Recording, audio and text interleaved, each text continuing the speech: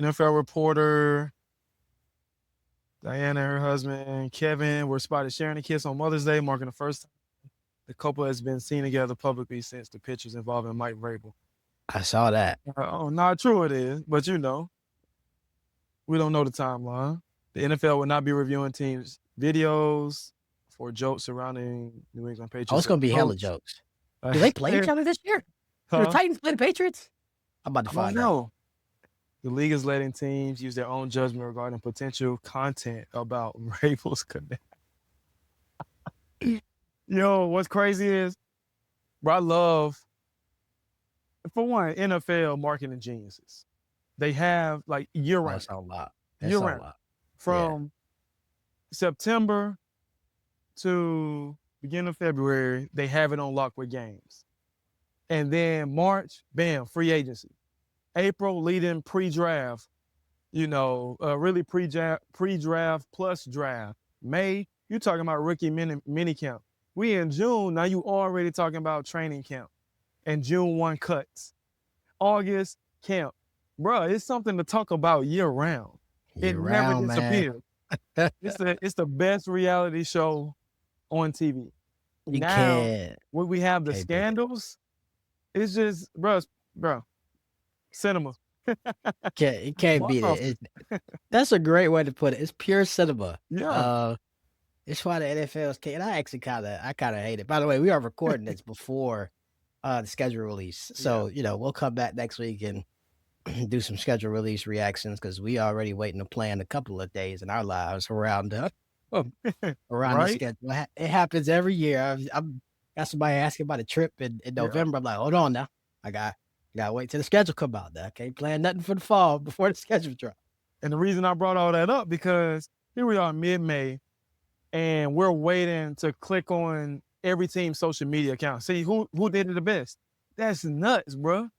It's crazy. But like, for one, they do a good job. They do. Like, it really is like, I'm a fan of just no matter what it is, people doing like taking pride in what they do. Yeah. I don't care what it is.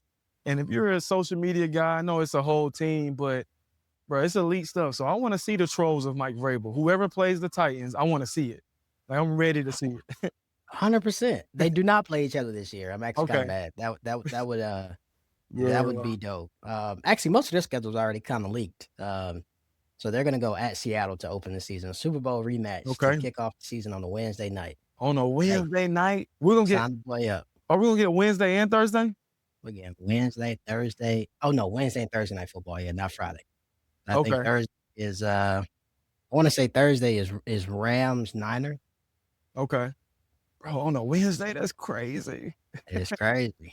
You know what? Now that one I'm gonna watch. Yeah, you have to. That one I'm gonna watch. Did you see that there's a Thanksgiving Eve game now? I saw that. Packers Rams. Bro, it's just saturating the market. I'm not mad at it as a football fan. I hate it. I'm not mad at it as a I hate it for the players. The beginning is different because I'm pretty sure they get some days off, but during the season, those Thursday nights, terrible for the players. But as a football fan, bring me all the NFL football. Yeah, I mean, I don't know. I'm sure there's data around this, but like generally speaking, those Thursday night games are just not as enjoyable. They're not. Like besides Rams Seahawks, I don't know if that like is there a Thursday night game last year that sticks out in your mind that you like remember as like that game was like that. I remember a lot of duds because I remember, on Twitter, X, social media, like people were talking about it. Like, this game sucks. I'm gonna watch it for the I'm gonna start it. If it's a good game, I'm gonna watch the full thing. But they like to play into. We on the East Coast, so we got to get our sleep. So if it's not a good game, I start turning it off. That's fair. I started to because for my mental health, I had to turn it off, bro. I'm like, why am I staying up watching New York Jets and Cleveland Browns? I don't think they played, but I'm just saying, why am I doing this to myself? Just turn the TV off, bro. Bro, that's because you're reasonable. Yeah, you're right. Most of us, when Bo Monty said America need that football, Bro, That's you're in the right. same. Some people need crack, right? You're Some right, people bro. need heroin. You're right. Like we And need it's that all about, football, especially with, betting and all of that. Yeah. man. That's, Man, yeah, it's a true addiction. it is. It's a true addiction. Thursday, like I said, yeah, Thursday night is Niners Rams, which is crazy because it's 10:35 a.m. kickoff in Melbourne, Australia, but 8:35 Eastern. That is Yeah, crazy. that's not that game That travel counts. is nuts, bro. I've been 19-hour flight from LAX. It was 18 hours. Okay, Count me out. but yeah, but I mean, Melbourne was nice. Yeah. You should go. Yeah, I know a lot of black people be like too many bugs. All right, whatever. It's fine. It's fine. It's a great place. It's very cosmopolitan. Yeah, it's gonna be interesting seeing. I will say, well, we'll get back to Vrabel and Diana City. I will say, like again, like Packers Rams. Then there's a slate on Thanksgiving. I was actually happy to see the slate on Thanksgiving because Yeah. Bears Lions is early. Love I'm gonna it. watch that. Love it. Eagles Cowboys is gonna be on while everybody eating. Cool. Yep. I don't watch Chiefs Bills. As a Ravens fan, I just You don't watch it. You can't I root don't for watch anybody. I don't watch Kansas City and Buffalo. Now, to talk about football, I normally go back after the game and I'll watch either the all 22 or the Yeah. shortened like play, it takes 22 minutes or something. But like sitting there and watching Chiefs Bills, I haven't done that in like 9 years, and I'm not gonna, well, unless it was the AFC title game. So I'm actually very happy about that being a Thursday night Thanksgiving game. It's like I can spend it with the fam, I can watch a movie. I'm with it. Even that Packers Rams. Yeah, I'm very glad about that. Although New Year's Eve, they have ruined New Year's Eve already. Because it's at Cincinnati. Ravens Bengals. Oh, come on. I just know it's lining up for an L. That's what they do. I don't know, man. Hey, nope. John Harbaugh is no longer here. You're right. You're right. So my bad, bro. I'm used to it. So we good. It's not gonna blow up a 24-point lead on New Year's Eve. Can you see? You can't do this. Can you I don't know what kind of mood I'm gonna be in going into the new year. That's what I'm saying. I don't like it. I don't like this. I hated Ravens, Bills opening day. I hated that last year. Yeah, that was terrible. I remember me and you texting. I'm like, bro, it's setting up. I know what's about to happen. Bro, the crazy thing is we both do it. We knew it. We do. Like, they go 5 at 25. It was 40 to 25. I knew it was coming. It's crazy. It's crazy. We already do. We gotta watch that team enough. Yeah. And folks are like, oh, we're getting closer to an international Super Bowl, and people are like, oh, Roger Goodell wouldn't have that and all this other stuff. Bro, yes, he would. He don't care. It's about money. It ain't like regular dudes going to the Super Bowl anyway. Right. Like, they're like, oh, well, the time difference in London. That man will have that Super Bowl kick off at 11 p.m. London time. Yeah. And will pay Metropolitan Police and the UK government in London, whoever they got it, and it'll be chump change. They'll wipe their rear end with it because they just print money. That's it, bro. Because we need that football. We need that football. We gotta have it. It is what it is. Yeah, it's like a little holiday, man. I can't wait to dive into this. We were mostly looking for that Falcons Ravens. I need that to leak. Yeah. I need that to leak. I need to be. I gotta be I gotta be ready, bro. I need those tickets. As soon as that day drive. Oh, I'm gonna take you an hour. Don't worry.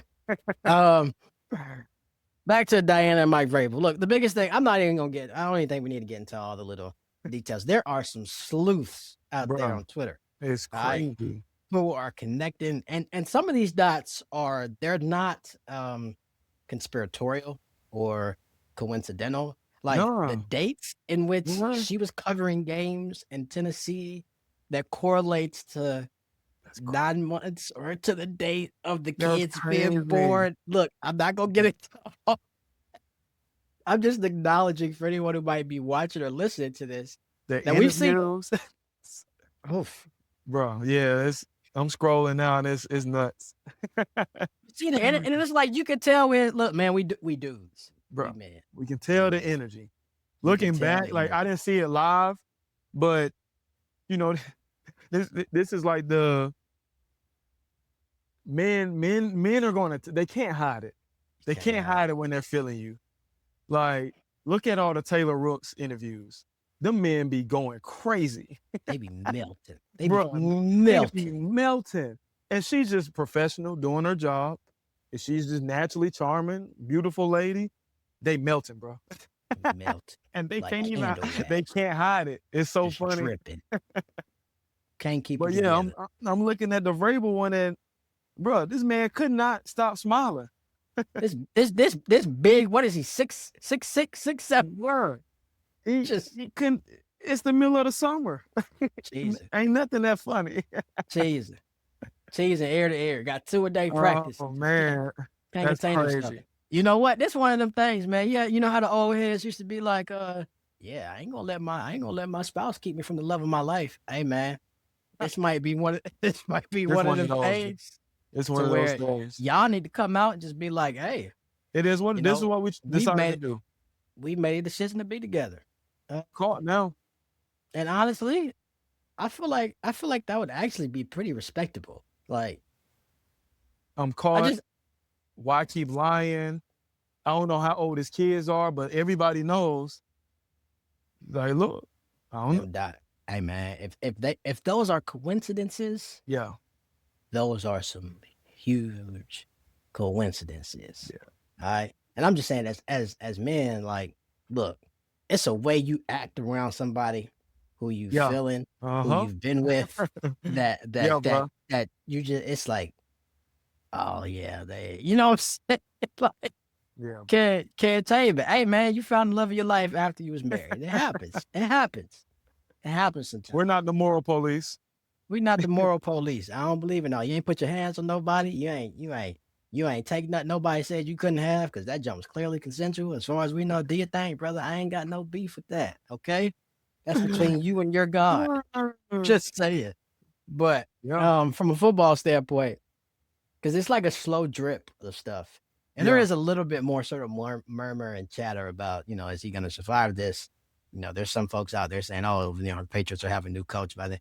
We touched on this, so we won't elaborate too much. There ain't nothing happening to this man. They went to the Super Bowl, bro. They went to, and they're not, the Bills in that division, so they may not win the division every year, but they're a playoff team every year. That team's not gonna be bad with him. No, ever. Between him and Drake May, because he has a quarterback. At Tennessee, they had Ryan Tannehill. They had some great years, but Derrick Henry was a driving force, and you just got to have some. They hit lightning in the bottle. They should have beat the Chiefs that year. But like that, the way that team was constructed was just a physical, tough team, a quarterback who can't make mistakes, and a great running game, great defense. And you can win with that. But with New England, now you got a really good quarterback. You're going to have a really good defense, and players will actually come to New England. Oh yeah. Like they didn't want to come to Tennessee, even though city life a little bit better, but you're going to New England. He went to a party organization, and like climate doesn't matter as much in NFL free agency, because you mostly avoid the worst months of the year. Yeah, you might be there in December when it's pouring down, but like when it really gets bad, hopefully you're in a playoff run and you playing outside in the cold anyway. And even if you go to the Super Bowl, you back to Arizona or South Florida or whatever by mid-February. Like it's just it's not a thing. Well, I'm not gonna belabor the point. Man ain't going nowhere. He's a hell of a football coach. Yeah. I would say he's one of the top 12 coaches at the least. Yeah. And that might be underselling him. And one of the top 12 head coaches in the game right now. You can't get rid of that guy for an affair, especially when your boss is well known for his proclivity. The boss would be real hypocritical. Bro, like you think Robert Kraft gonna fire somebody over an affair? They don't. Yeah, NFL doesn't care. Robert Kraft doesn't care. Hey man, it's a dude that just like allegedly, although it's pretty allegedly, because I got enough lawsuits. Allegedly beat up his partner, and that man is probably going. It's starting like he might only get 2 games. Bro, he's going to get something, but yeah. I say 6 games max. Dudes be out here beating up women, and we're not making a mockery of this. This is where the NFL, and I know we say it over and over again because it's kind of we have to remind people that way they don't act sort of faux outraged. Yeah, dudes be beating up people, killing people with vehicles, Yeah. and getting 4 or 6 games. Roger Goodell, can you imagine Roger Goodell sitting down next to Mike Vrabel and be like, "Oh, you had an affair, you had a consensual affair. We're gonna have to suspend you for a game. Get out of here, man." Not happening. Thing, and he just went to It's Super Bowl. not It's not happening. Yep. All right, we're gonna put that to bed. It might be a slow drip of more stuff. Cool. Now it is gonna be interesting to see when they go to training camp, and even when they come to mandatory minicamp here in a few weeks. Because I do one thing I will say, I didn't like him chickening out of media availability. Yeah. That first day of the draft. All right. I get why the organization did that. It's kind of like, okay, you don't want that being a story. Newsflash, that's the story That's the anyway. story. So you might as well maybe give them some talking points, get them out there, and just like, all right, we'll put up with this now, and then he can kind of go about and saying, all right, we're gonna bury it. But saying you're going to therapy for your penis just really don't make it don't make sense, and it doesn't put the issue to bed. It doesn't at Anyway, all. it is what it is. They're gonna open the season Wednesday, September 9th, at Seattle. So that'll be a good one. Go ahead and put that in your calendars. Mark down the days. Speaking of reality shows and football drama, did you see how all the schools who are located in the former Confederacy are all Bruh, going tit for tat? they're going tit for tat on who are the worst human beings in history. Like, Newsflash, bruh, all of y'all. and we're from Georgia. Like, I'm not talking, bro. We're from I Georgia. didn't even deep dive into that because it was ridiculous. Like, Georgia can't talk about Mississippi. Granted, there's nothing in Mississippi. Got a few casinos probably, but as far as I know, you're passing through Mississippi if you're not from Mississippi. Georgia, you're Alabama if it wasn't for Atlanta. If we're being honest. That's Now, facts. Atlanta is a bit, you have Birmingham, which is not comparable to Atlanta, but Georgia is not far off from Alabama and these other states if it wasn't for Atlanta. But yeah, man, Georgia, South Carolina, Tennessee, you're all the same as far as your history. Like, let's just be for real. Louisiana, talking about Mississippi is crazy. Louisiana. Like, come on. Bro, y'all just took away voting rights act. We avoid the politics over here, but but be for real, man. let's just call a spade a spade. Just All of y'all are terrible. You shouldn't even touch this because it really doesn't matter because you got racist fans who support these teams full of black athletes and they just don't care because this is their team. And we don't want to talk about it, but it's just like all the teams in the SEC, like you have this history, like be for real. The irony of all this is the guy who's probably one of the top 10 worst human beings in all of college football, saying that one of the reasons he left was it was hard to recruit. So now, you go. Okay, coming from if he talking about this generation of kids who he's recruiting, like even me, if you're not like, I'm not saying you got to be a historian, but off the top of your head, I'm thinking in my mind, Mississippi is way worse than Louisiana. Just yes, not historically, but I'm just saying that first thought, that's what you're thinking. And I know a lot of people, and I'm not going to Mississippi, I know they're racist. They don't think about that with Louisiana. They don't. I don't know if it's because the Saints, LSU, Baton Rouge, like I don't know. Probably New Orleans. That's what it is. It's strictly, it's just New Orleans. New Orleans is so black. We don't think about Louisiana like we do Mississippi. And we're talking about a generation of guys that he's recruiting. I'm telling you, those kids and their parents and uncles and relatives, they're thinking the same thing. Mississippi is this, Louisiana isn't the same, but they're only thinking about New Orleans. They're not thinking about the history of both of these states. So what Lane said is probably true. He's trying to, I know what he's doing, Yeah. but yeah. I absolutely hate all of you for making me have to spend any ounce of time defending Lane Kiffin. But you are absolutely right. Now, at a granular level, Yeah. like, Mississippi has just become the poster child for segregationist Mm-hmm. Yeah. Jim Crow era stuff, right? You And don't. I go ahead. No, I was just gonna say, people forget, like, Alabama. I'm telling you, Alabama, Georgia, all these surrounding states. It's not just Mississippi. They were all doing the same thing. They But I were don't know why just Mississippi. I guess anybody in the country, they think of Mississippi. I promise you, their first thought is probably segregation and all of that.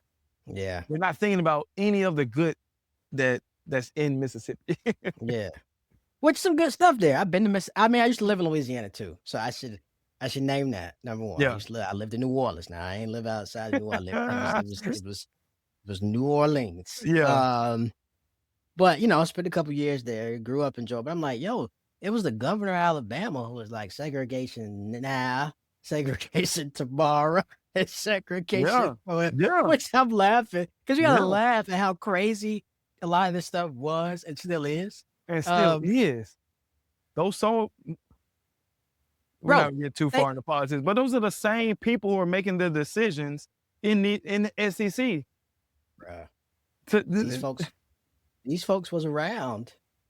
Literally. These folks was kids. Literally. When he said that. We saw the Jerry Jones photo. Why are we surprised?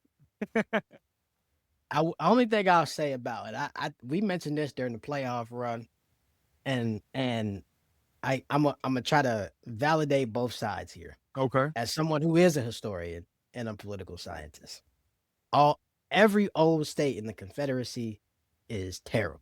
Yeah. Okay. Yeah. Let's be clear. Yeah. Okay. That being said, Lane did leave the school called the Ole Miss Running Rebels. Rebels. Okay. The Rebels. The Ole Miss. Bro, we talked about changing like the Braves and the Seminoles, all these names.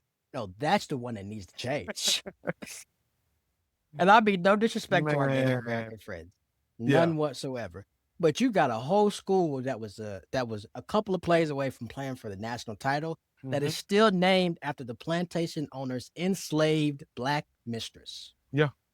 In the year of our Lord 2026. Oh, it's ridiculous, man. Fans are so just keep it football. That's why I just watch the games, bro. I just enjoy football. I don't want to, we talked about this. I don't want to know too much about my favorite players. Nope. Like Lamar, I hope you don't show who if you got a lady, if you got a kid, I hope we don't know until you retire, bro. Yeah. I mean, if you got one, I hope they're healthy. But I don't care. I don't want to know who you vote for. Nothing. I don't want to know anything. But how you gonna get the Ravens to a Super Bowl? That's it. That's it. Because once we start talking about all of this stuff, now I gotta dislike you, and I just want to watch the game. That's it. And it's just like, now to bring it full circle, Lane, why you lying? That's not why you left. Just stop lying. That's not why you left. It doesn't even matter. It wasn't part of the equation of why he left. You wanted more money. End of story. That's it. That's it. And LSU has better overall resources than the University of Mississippi. Yes, that's what I meant by more money for his players. Because I truly think Ole Miss would have matched salary. Oh, they got it. Yeah, they would have matched salary, but I don't think they had the funds with the uncapped NIL. Because, to his defense, kids aren't trying to go to Ole Miss. He did a great job on those resources and that location. Like, if I'm a 5-star, Ole Miss offered me a couple more $1 million, I still might go to LSU. Yeah. Yeah. Baton Rouge. Yeah. Yep. I mean, you know? Mm-hmm. And we pour yeah, we don't gotta get into more of the politics and the history, but that's not why you left, and stop trying to It's play not. with us Yeah. like that's why you left. I I can't wait till September 19th. I just want coaches Um, to start being real. I want the players to just answer. I hate it. LeBron right now, and I know this is basketball, is in his old man stage. He just says what he wants in interviews now, and I love it. Whatever his answer is, that's his answer.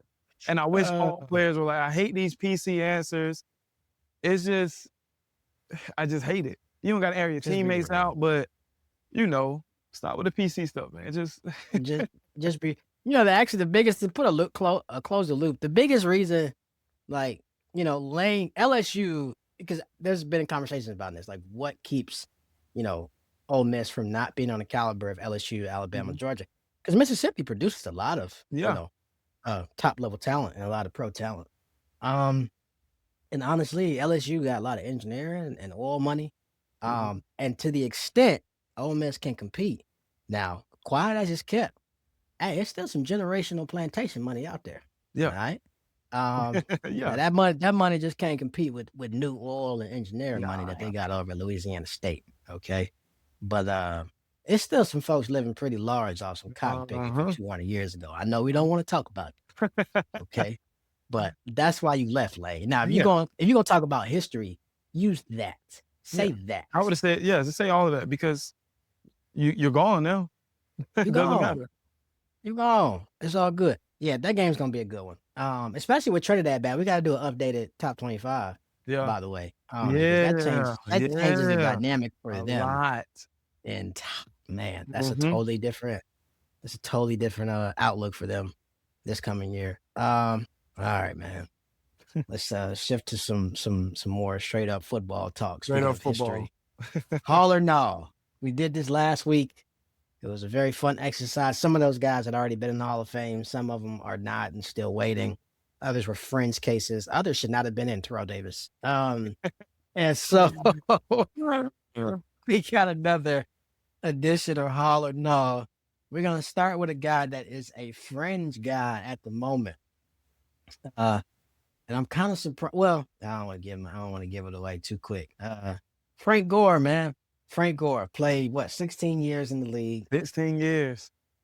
16 years in the league. Total 16,000 yards rushing. Exactly 16,000 yards. That's crazy, right? That's absolutely nuts. 81 touchdowns. 5-time Pro Bowler. I don't think he ever made an All-Pro team. But that was a decade. But I'm gonna flip it. That was a decade just with a ton of you brought this up during the last episode. With a ton of just like high-level Hall of Fame guys, LaDainian Tomlinson, Shaun Alexander, who's not necessarily in the Hall of Fame, but who had some of the most elite years. Yes. I mean, Priest Holmes, right? Like there was a period of time where there were backs who had some of the 2 to 4 year, peaks that were just like ridiculous. Which, if Terrell Davis is a Hall of Famer, Priest Holmes needs to be a Hall of Famer. Is Priest Holmes in the Hall of Fame? Off the top of my head, I'm gonna say no.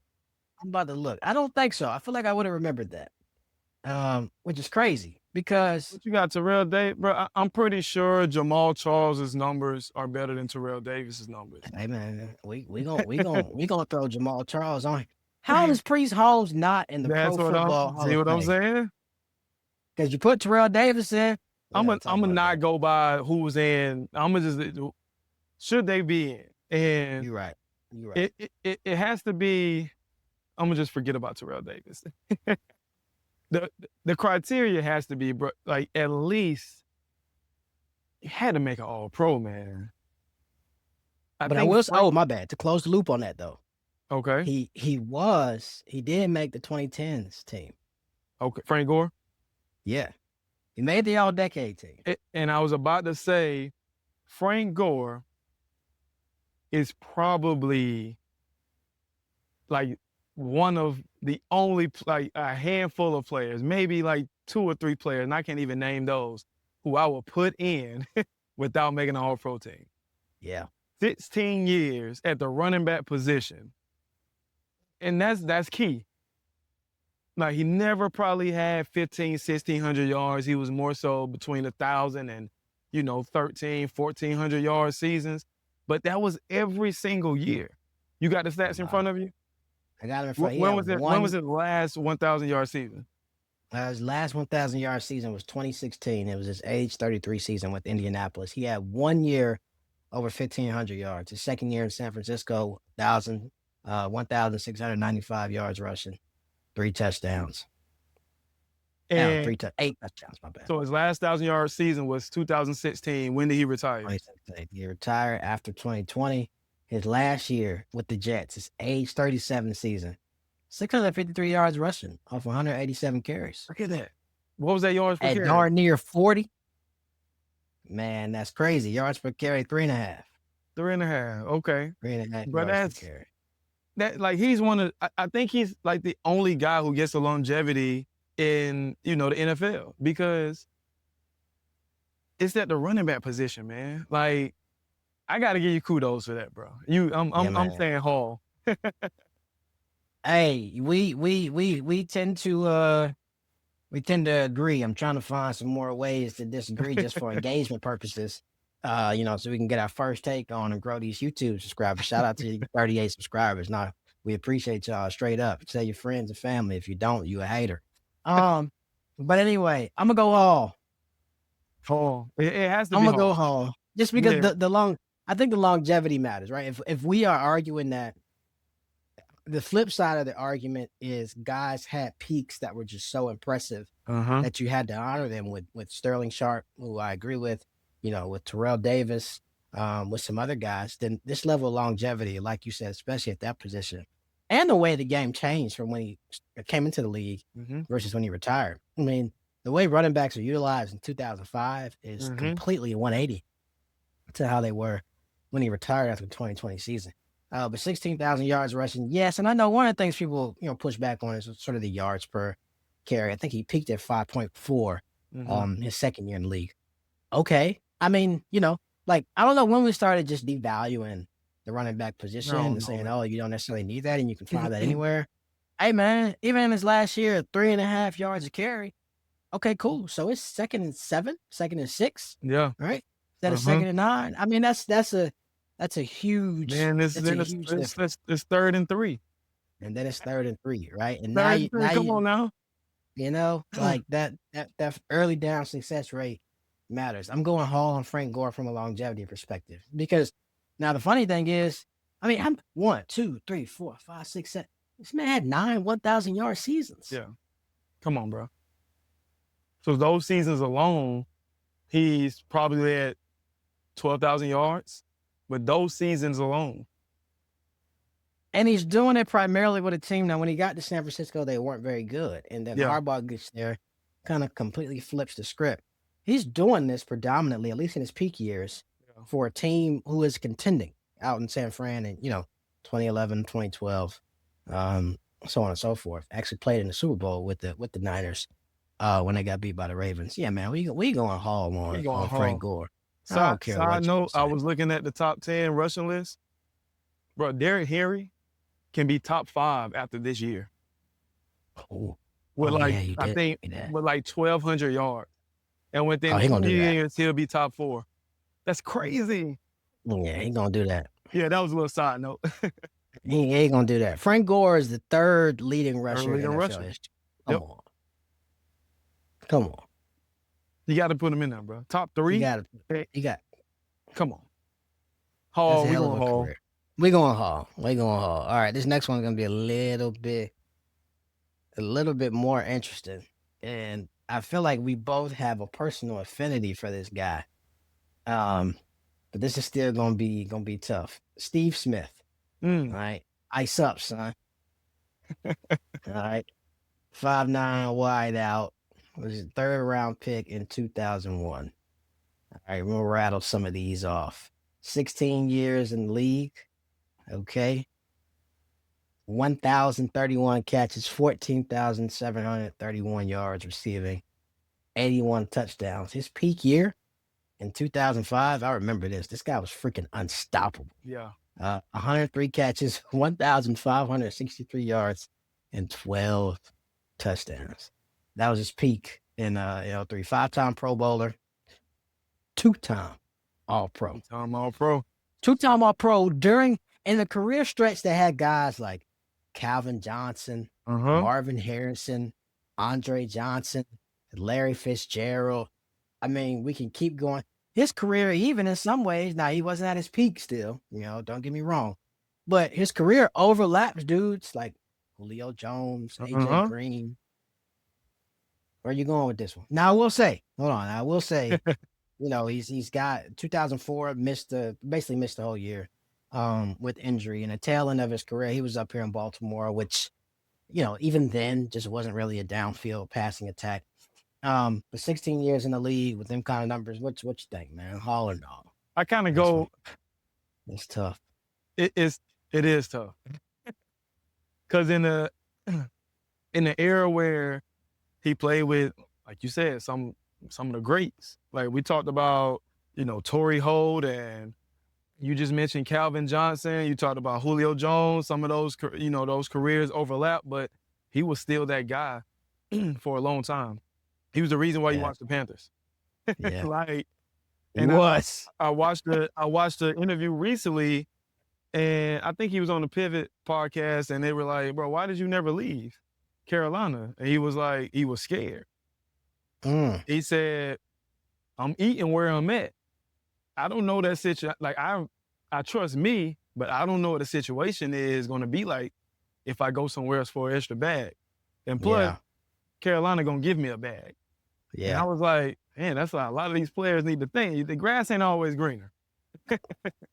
It's not always greener. Carolina wasn't winning a lot, and he was like, you know what? They're gonna pay me, and I'm putting them numbers. So, but yeah, this one is tricky for me. If he is Hall, I'm not, obviously he's not first ballot, but I'm trying to think of that era, man. Like, he doesn't, I don't think he gets in before Torrey Holt. Torrey Holt's not in. Yeah. And I'm like, we remember Steve Smith more. Torrey Holt was crazy.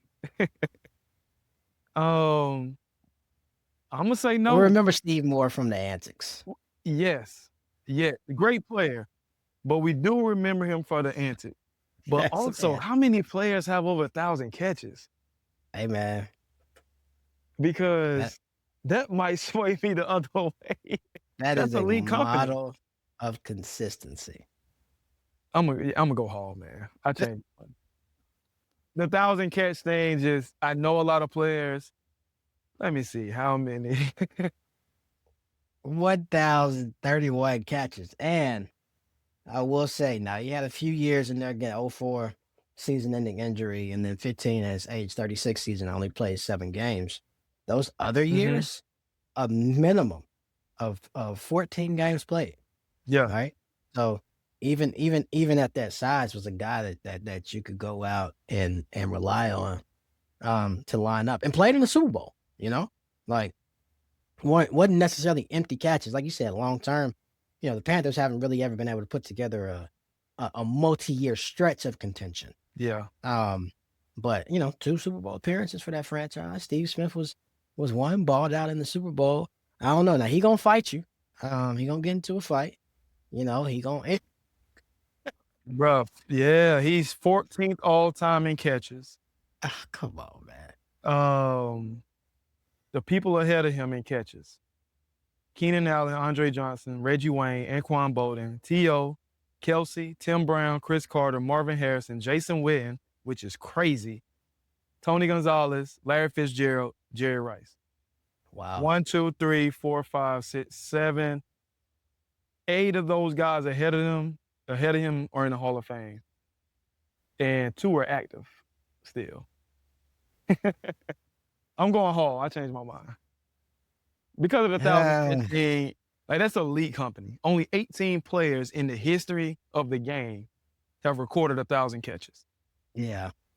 Oh, this is tough for me. I'm going push. You going push? You know what? No, I can't cop out. I'm a cop out in my own in the game. I don't know what I want to do here, man. You don't know what you want to do. Well, okay. What are you thinking about though? Like, what's the? I didn't know Reggie Wayne wasn't in. Anquan Bolden, which I kind of understand.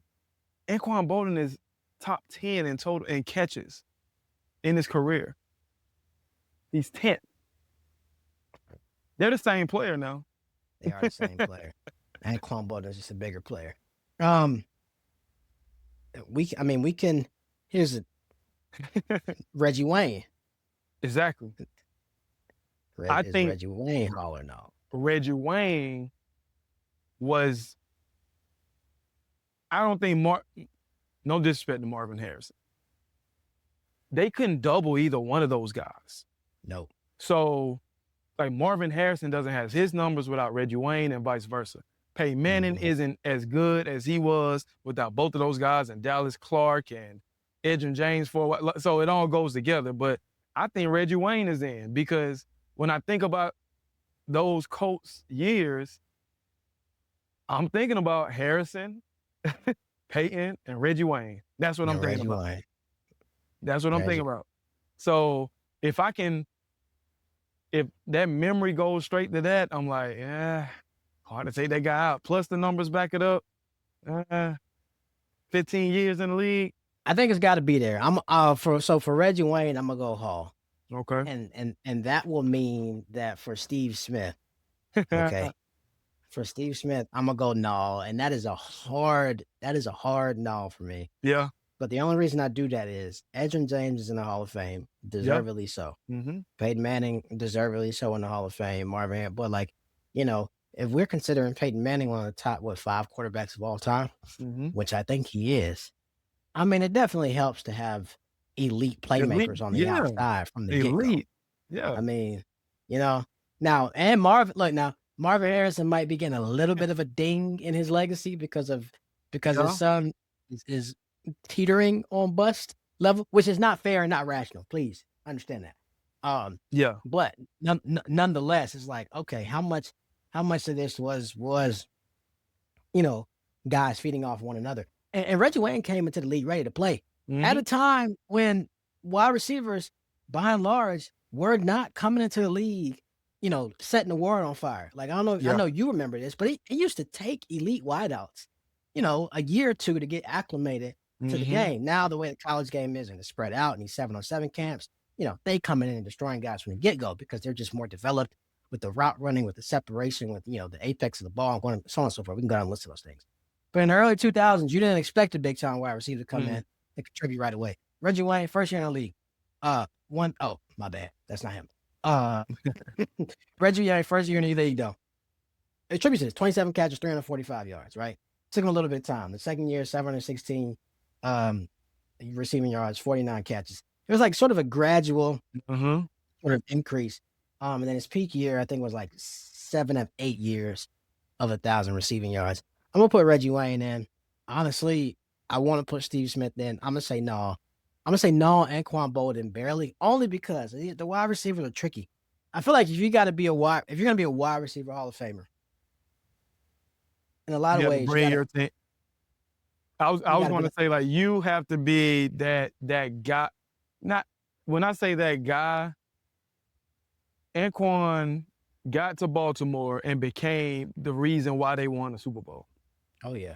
Literally. Attitude-wise, I watched a few Ray Lewis or Ed Reed interviews and was like, when he got there, he matched the energy of the defense, and they never seen that before. That was the reason why they won that year. Yeah. So, and the numbers back it up. So that's why I say Anquan for sure. So I know what you were getting at, but that's a big piece of it. It's not. It is. It's not. It's not. And that's why I'm changing my mind. We're doing this again. Steve Smith's in the Hall of Fame because the attitude, like it's hard to have a wide receiver. Like, again, we're used to these guys being divas, right? And we're also used to, he's him at wide receiver. That's AJ Green and Julio Jones, right? 6'2", 6'3". Steve Smith out there, 5'9", bro, maybe 5'9", picking a fight with everybody else. Doesn't care, team, right? And will kick everybody else in the other team's ass. like that's got to count for something. And he meets my requirement twice, All Pro. And again, I'm gonna go back to this. I don't know why I ever said no. Steve Smith in the Hall of Fame. Because to make 2 All Pro teams at wideout again in that time, in that era, I think that's really really impressive. Last one. And this is going to be interesting because this is going to test the politics of the NFL. Mm-hmm.